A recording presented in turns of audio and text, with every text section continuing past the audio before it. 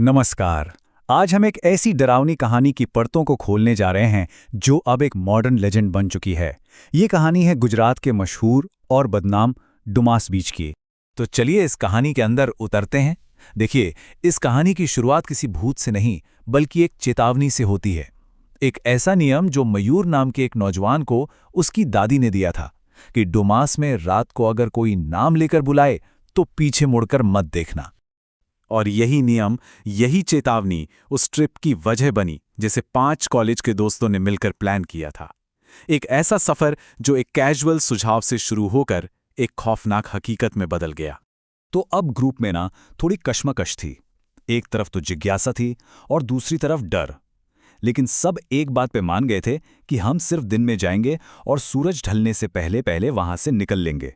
मतलब कोई एडवेंचर नहीं, बस एक छोटी सी सेफ विजिट। तो जब ये लोग वहां पहुंचे, नज़ारा बिल्कुल नॉर्मल था। मतलब धोखा देने वाला नॉर्मल। लेकिन कुछ बेचैन करने वाली डिटेल्स वो बहुत जल्दी सामने आने लगीं। शुरुआत में तो माहौल बड़ा खुशनुमा था, एकदम जिंदा दिल, उन कहानियों से बिल्कुल उल्टा जो उन्होंने सुन रखी थी। बच्चे खेल रहे थे, चाट वाले थे, ऐसा लग रहा था मानो कोई मेला लगा हो। लेकिन फिर दोस्तों में से एक रिया ने कुछ ऐसा नोटिस किया जो थोड़ा अजीब था, और यहीं से कहानी में पहला अंधेरा मोड़ आता है। उसने पूछा, यहाँ की रेत इतनी काली क्यों है? इस पे मयूर ने वहाँ की लोकल कहानी बताई कि कहा जाता है ये काली रेत असल में मुर्दों की राख है। सदियों तक ये जगह एक शमशान घाट हुआ करती थी, और कुछ तो ये भी कहते हैं कि कई अधजली लाशें यहीं दफना दी जाती थीं। और तभी वहां पर बोतलें इकट्ठा कर रहा एक लोकल आदमी, उसने एक बड़ी अजीब सी, एक रहस्यमयी चेतावनी दी। फुसफुसाते हुए बोला कि मरे हुए लोग उनके पैरों के ठीक नीचे सो रहे हैं। और फिर उसने एक बात कही, कुछ जगहें अपना अतीत कभी नहीं छोड़ती। तो इतनी सारी चेतावनियों और इस भारी माहौल के बावजूद उनका अगला फैसला ही सब कुछ तय करने वाला था, क्योंकि उनमें से कुछ पर जिज्ञासा हावी हो चुकी थी। और बस यहीं पर ग्रुप बट गया। कुशल को दूर एक खंडहर दिखा और वो वहां जाने की जिद करने लगा। रिया और आरव को कुछ ठीक नहीं लग रहा था, तो उन्होंने आगे जाने से मना कर दिया। नील उनके साथ कुछ दूर तो गया, पर फिर डरकर वापस आ गया।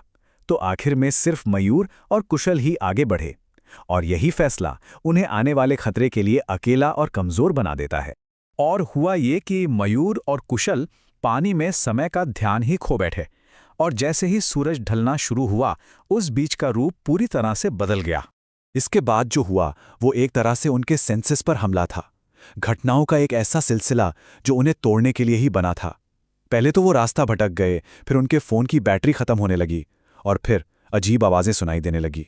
सबसे पहले उन्हें एक बहुत जानी पहचानी आवाज सुनाई दी, मयूर की दादी की, जो अंधेरे से उसका नाम पुकार रही थीं।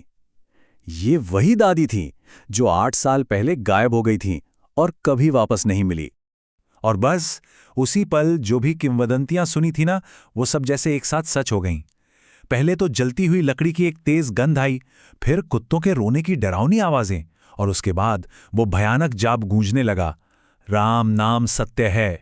ये मनोवैज्ञानिक और सेंसरी अटैक, ये सब कुछ झेलना उनके बस में नहीं था। डर और थकावट ने उन्हें पूरी तरह से तोड़ दिया था, और वो दोनों रेत पर बेहोश होकर गिर पड़े।